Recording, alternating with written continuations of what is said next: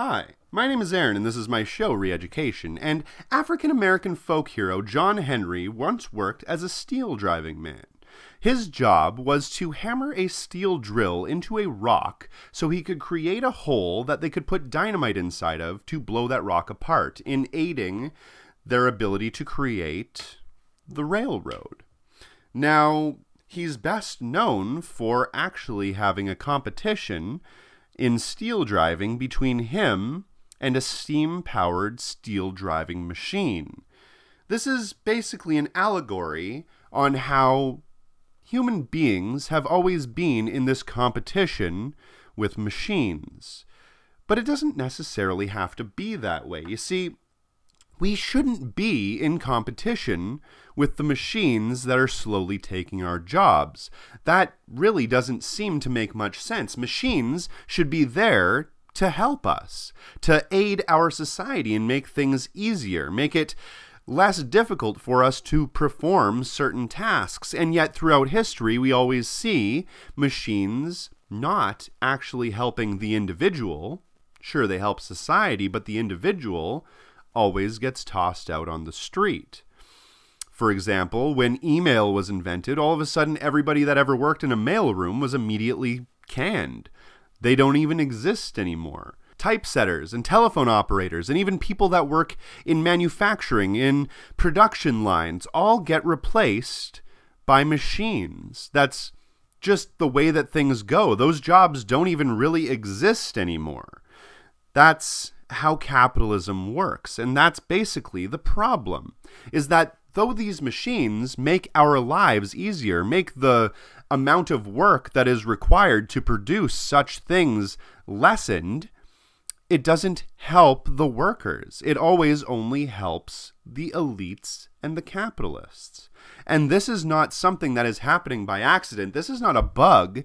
This is a feature. This is the way that things are supposed to go.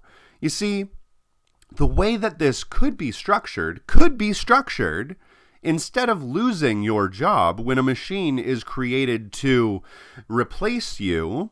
Instead of losing your job, why don't you just get a reduction in hours? Why don't you still get paid the amount of money that you were making before, but instead you just don't have to work nearly as much, allowing you to have all of that free time to do the things that you want to do in life, to hang out with your friends, to spend time with your family, to go on that trip that you've always wanted to go on but never had enough time to do it. All of these things would be open to you, but instead you are constantly forced to work an unbelievable amount of hours in jobs that are less and less important and are harder and harder to find because they're being replaced, as we speak, by automation, by machines, by those steel driving machines. Every single worker today is a modern-day John Henry. We are all working as hard as we possibly can,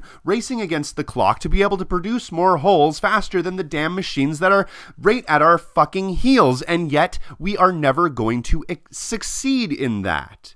But it doesn't have to be that way.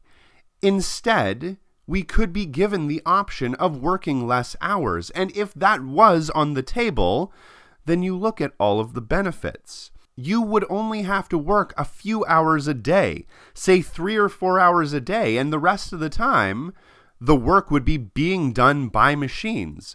And all of the benefits that go with that are pretty sweet. You get paid the same, your employer gets paid the same, the amount of production is exactly the same or increased several-fold, and everybody gets a benefit, instead of having your job just be replaced by some automaton that doesn't even need a paycheck. You see, this situation benefits but one person. It benefits the CEO, the boss, the guy at the top.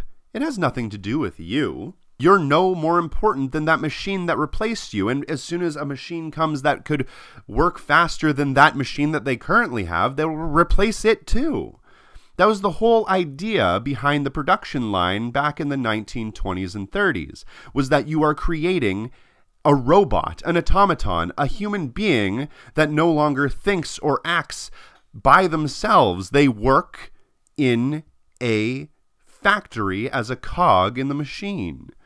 That is what they are for. That is what we are for. That is what our schooling system prepares us for, is to just be a part of that machine, just be another cog. And as soon as another better, faster, stronger part, cog, whatever, comes along, then you just get tossed in the trash and replaced.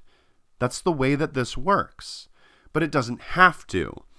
This is why it's so important that we realize who the enemy here is. It's not a matter of left and right.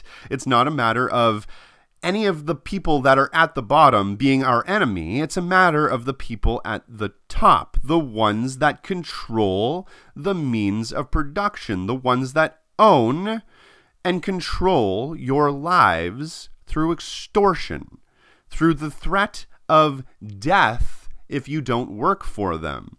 It's a lot like siege warfare, where they used to surround the castle and starve out the people that were inside. You can extort someone violently without ever poking them with a fucking sword. It's just a matter of starving them out. Eventually, those people would have to come out of the castle for the food, and eventually, you will have to go and work for a fucking capitalist. That's the nature of this system. And once all of our jobs are replaced by machines, then all of a sudden, there is no more work for you to do. And that's a really interesting place to be, because at that point, I don't really see us having any kind of utility. Just like every other piece of old machinery, it gets thrown in the trash. Anyway, that's the way I look at it. My name is Aaron. This is my show, Re-Education. Thanks for watching.